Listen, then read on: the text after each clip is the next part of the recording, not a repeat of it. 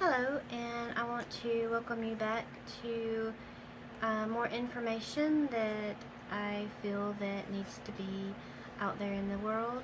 Um, my my opinion slash persuasion is that I feel that all kids, newborns, on up to age 15, 16, 17 years old need to be vaccinated to protect them from illnesses and diseases that could possibly hurt them in their future. The first disease that I want to talk to you about is the measles. There have been 55 cases of the measles in the year 2006. As you can see, the measles is a red, itchy looking rash. It's very uncomfortable to the children, adults that contract it. I know you don't hear much about a lot of these diseases, but they are still out there in the world. In fact, they can I read in one of my sources that diseases don't stop at the border, which is really, really true. You can go over there and you can bring back any kind of disease with you. But to protect your kids from these diseases is very, very important. The other disease I want to talk to you about is the mumps. As you can see, their glands in their cheeks and their throats around their tonsils and their ears are really swollen and very uncomfortable to the touch, and they do have some high fevers when they do get the mumps. Another disease I want to talk to you about is polio. This is one that is a very old disease. One of our presidents had it. He ended up being in a wheelchair for a very, very long time. He never did come out of that disease healthy. He died with the disease. Polio has not been in the country for several years. In fact, not since the 20th century, in another source that I read about. But polio affects the brain and the nerves, the nervous system, and it causes a child or an adult not to be able to walk. They don't have full function of their limbs, and it is a very sad situation to be in. But there are vaccinations that will help prevent these diseases and illnesses from happening in your newborns. Another disease is called the whooping cough. You can see in my slide print picture here that there were over 15,000 cases of this illness in 2006. It is a chronic cough that actually sounds the way the name is. It sounds like a whoop.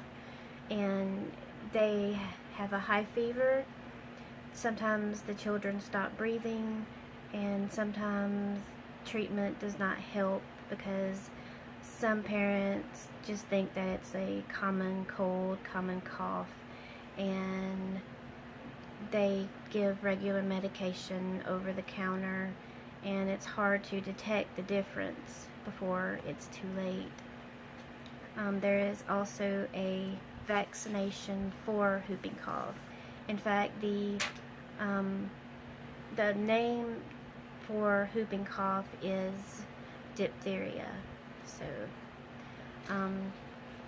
But there are vaccinations that newborns are given in certain increments while they are growing up that will help prevent and stop the disease from hurting them. The last disease I want to talk about is chickenpox. The vaccination for chickenpox, I believe it's called the varicella vaccination. It is fairly new.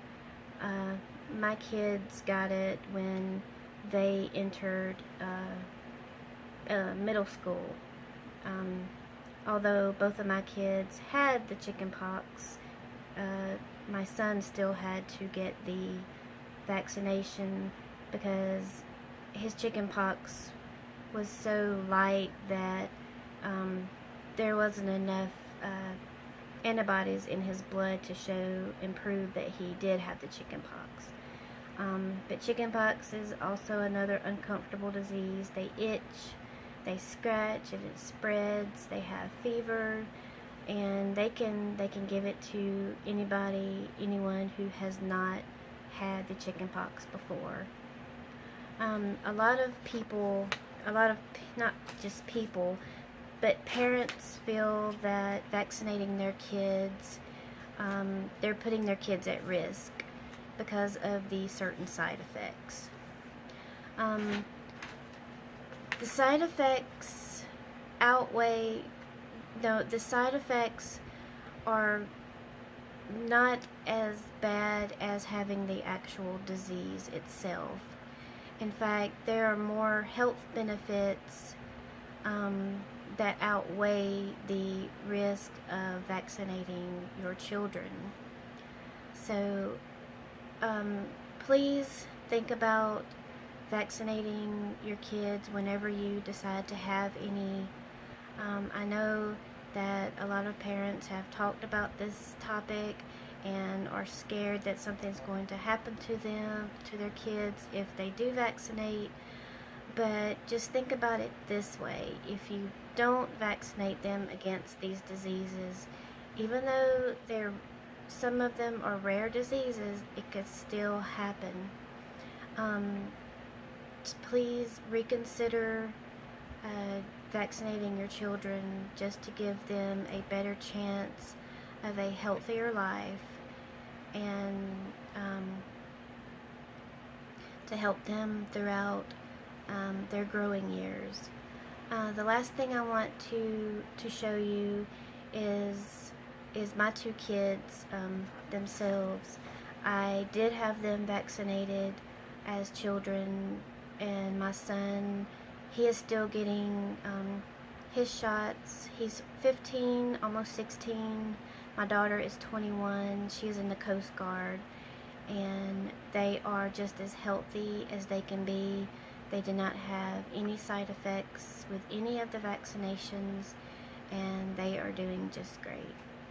I wanted to share these two pictures with you because they are my heart, and these are a good example of two kids that grew up getting vaccinations and did not have any kind of symptoms or really bad side effects, even from the ingredients of the vaccinations. So I want to end my presentation with my two kids. This is Alexis on this side, and this is my son Lee on this side, and they are really my heart. Thank you for listening.